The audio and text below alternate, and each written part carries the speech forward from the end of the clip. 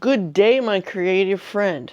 Today we are going to be working on Module 2, so this is part of a course that has multiple videos. So today we're going to be working on the actual physical setup of making sure that you can crank confidently, have clean stitches, and succeed with your project. So what I have for you today is two different kinds of machines. This is an Addi, and this is, well, it's actually an odd name, but it's a Sentro basically. So that's basic. They have this kind on the market and this kind, basically. And they are two entirely different setups. Let's go over this one first because it's most cost. It's cheaper. And if you're wondering, I'm not trying to compare the two machines, y'all. I have them both. I use them both. I've used this so heavily it doesn't even quite operate. It gets a little herky-jerky, but that's a side note. So what I've done here is, one, I want to talk to you briefly about, so when you get your machines, either one of them for that matter, your legs are going to be packaged separately than your machine is, okay? Now, in this case, you can actually see some traces of I had hot glued this to the top of a barrel at one time,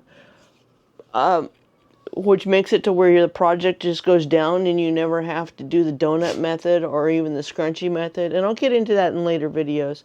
But it makes it to where you just go down with it, right? Well, the problem is unless you put that bucket or barrel up on something, it's ergonomically really rough on your system.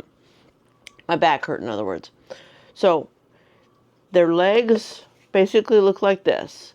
They have so we have the machine. I've already got 3 of the legs attached. Now your package is going to come with the 4 legs unattached. There is these slots that they fall into, and I just told you what was going on there. I'm not worried about it. And they literally just go right into those slots. Now, you notice also, I take these on and off a lot, so there's that. But there's also a little bitty hole right there. That's made for a screw to go through this piece, okay? That's if you want to secure this, these legs to it, to where then you have to unscrew it to do anything else. Also, the little suction cups, oftentimes they come in a bag separate than the leg. And what you do is there's a little, okay. There is basically the post that the suction cups goes through. It just goes through the slot in the leg. Now, let's get to the other aspect. There is an opportunity there with those suction cups. If you were to want to just screw these to a board, that would work probably pretty well. But this is what I figured out as I was preparing this video for you. The key here to doing anything with these machines and getting good stitches and removing those variables that cause issues is to make sure that you have a solid, stable surface to mount it. No matter which machine you get. Oh, I got my stoppers still on here from something else. Anyway, no matter which machine you get. Now, the way that the Addi has the foam plastic grippy parts on their legs is a little bit better. Let's stay on the Sentro for a minute. Let's finish this subject matter. The fact is that the more stable your situation is, the better. Now, I have seen many a video, and they basically just suction cupped to one of those they call them chargers. It's basically a big, huge plate that you put underneath plates for decoration on a table, and they're round. Now, I don't have one of those, but the premise is that if you're suction cupping to a very smooth surface, you can tell that I've already got dust from, geez. Anyway, that's the key. You want a very smooth surface. This is actually just a piece of acrylic for my laser, for my laser. This is just a piece of acrylic. I'm using this because glass breaks, y'all. Did you know that? Even tempered glass breaks. It just breaks into much smaller pieces. So I have this, and it works. It's whatever you can find. I'd be willing to bet you can go to like a Dollar Tree and find something that's big enough. Just take your measurements of your machine, that you can, to make sure that all 4 feet fit in the same thing. So what I'm doing here is, because I know that if I don't have this thing clamped down, it's going to walk on me. Now, if this is a scenario where like your situation, your table is way thick and you can't put clamps to it. Now I have seen people use like undermatting stuff. It's like for shelves and things, to keep it in place. I don't know, but I have seen people use it, so it can't be that bad, right? But what I found is this, because I was actually going to show you how to screw these things to a board, which I think is still a viable thing, by the way, and I'll talk about that in a sec, is literally just try to, you want all 4 feet. I'm kind of OCD and trying to center things as usual, and just push it down. And then once I clamp, my table is 3/4 inch plywood, so it's an easy to clamp to scenario. And I just clamp 2 sides, or I just clamp the one side. You could probably just do this with one. Not quite. Here, hold on.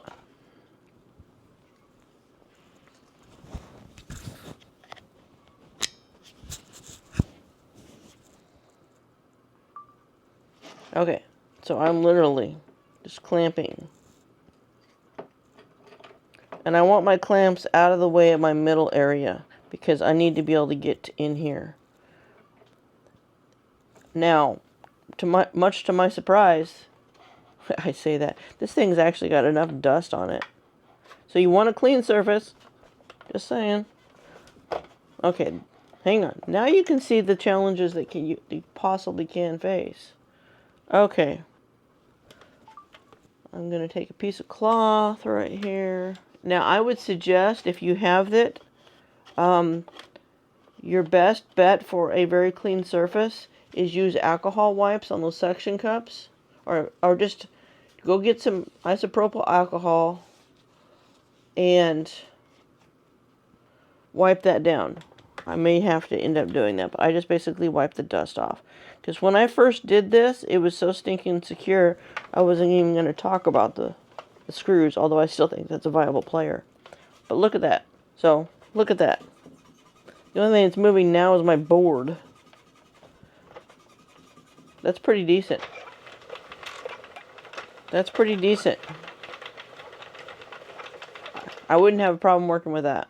Now, the other suggestion I have for you, if this is not a player, and I mean, I am a big fan of use what you got, is with these legs, each one of these legs has the hole that you put the suction cup through, which also means that you can screw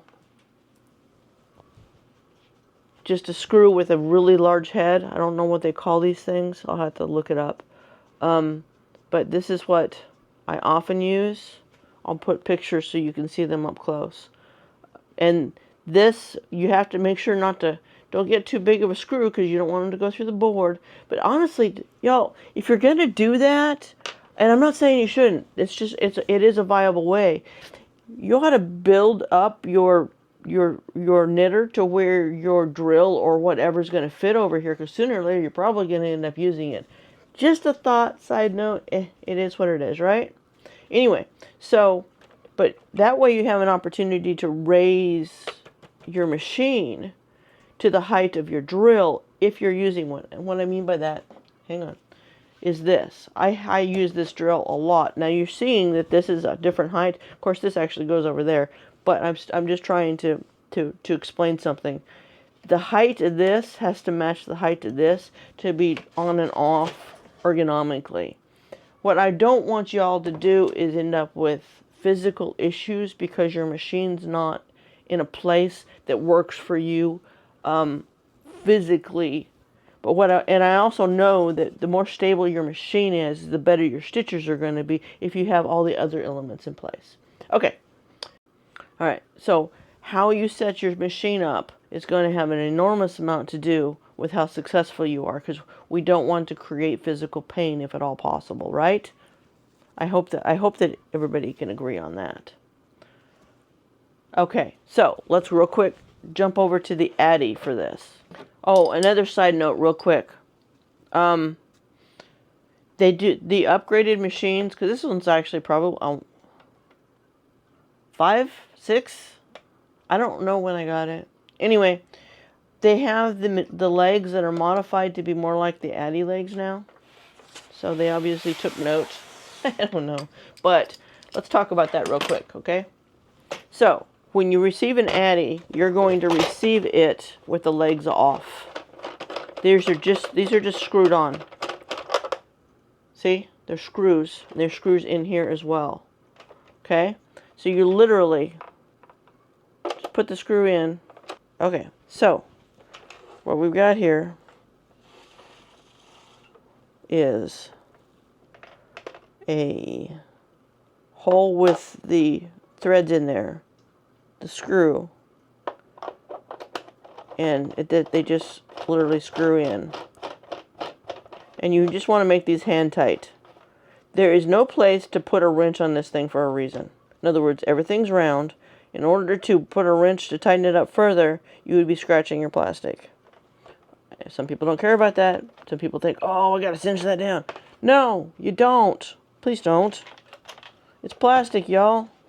Now, the screw pieces are definitely not plastic. All right, now, this is also, the Addi comes with these clamps, okay, in which you just do this.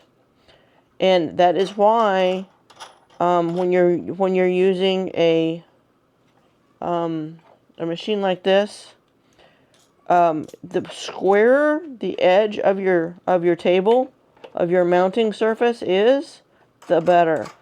A curved mounting surface is not going to give you the same quality of clamping that a squarer, or just a piece of board, for goodness sakes, is going to give you.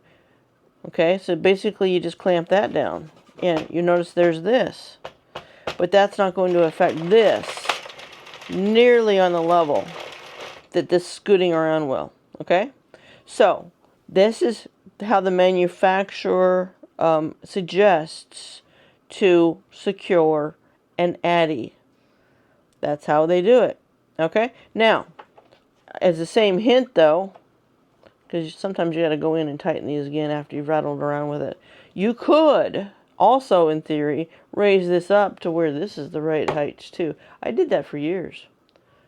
I haven't done it lately because these things get moved around so much more now. I actually go do demonstrations with Addis now. And anyway, and they get moved a lot. Okay, so there you go. That's how you secure an Addi. Okay, so now we've talked about setting up our machines and being able to secure them down to where they're hopefully somewhat ergonomically correct for you, or at least you have that in mind. That is the key, so you can do things for a long period of time and not hurt for it. So now that we've done that, now let's talk about the different types of yarns that are possibly best for your success for your first project, okay? Thank you for watching, and we'll see you on the next one.